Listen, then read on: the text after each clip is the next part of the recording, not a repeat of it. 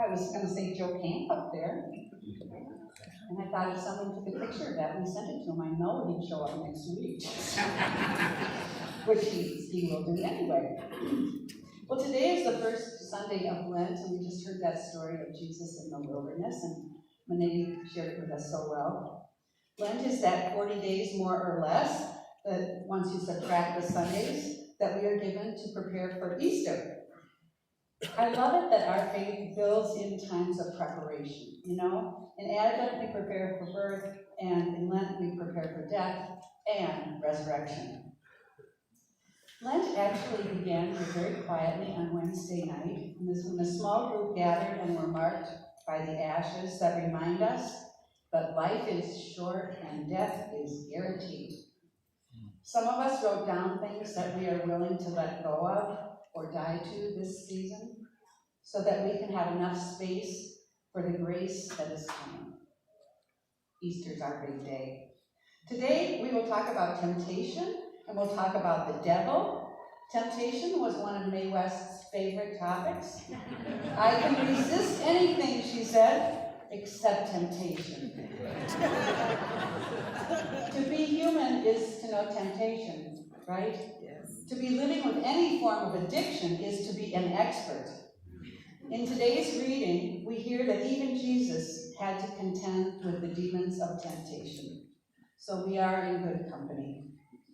There are a few characters in this story we just heard. There's the Spirit that leads Jesus into the wilderness.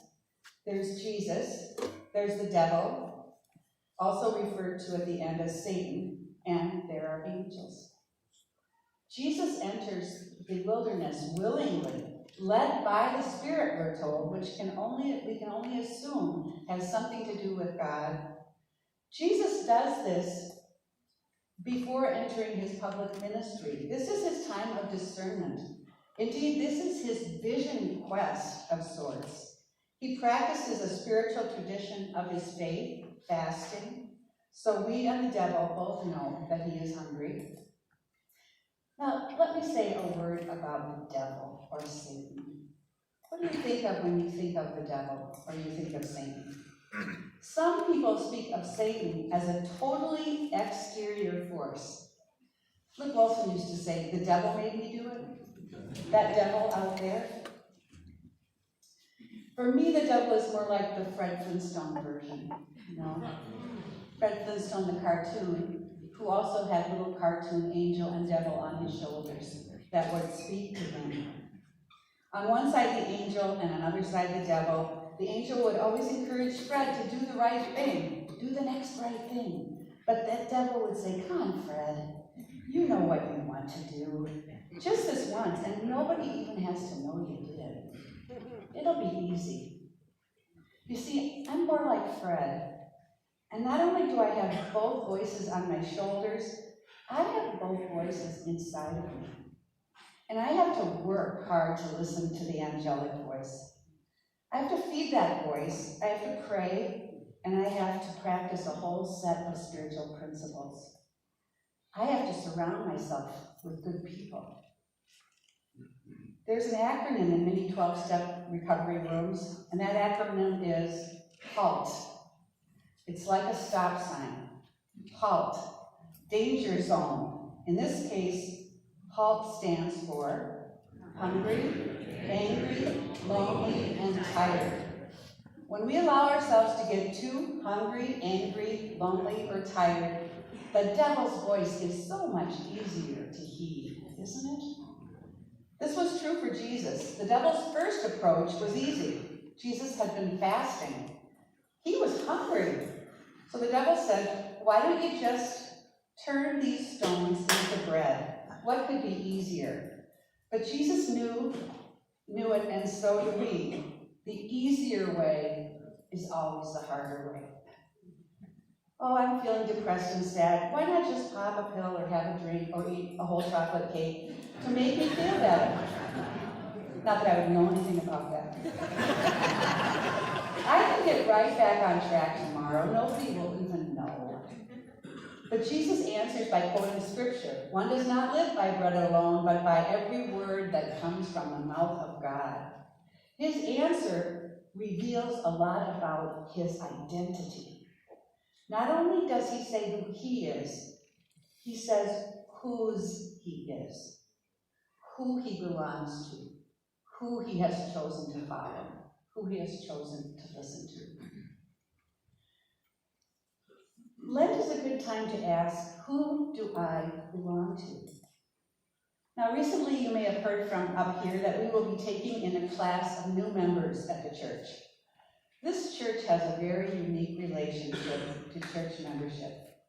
We have no idea how many members we have. We don't know if you're a member, do you? And our wonderful office administrator, Linda, is trying to figure that out with some help from Suzanne. It's interesting because we are a suspicious lot. We don't trust these big institutions. We are a church full of people who don't join churches. And so I was asked to say a word or two about what membership means. What's the difference? Well, when you join any congregation of the United Methodist Church, you promise to share your time, your talents, your gifts, your service, and your witness.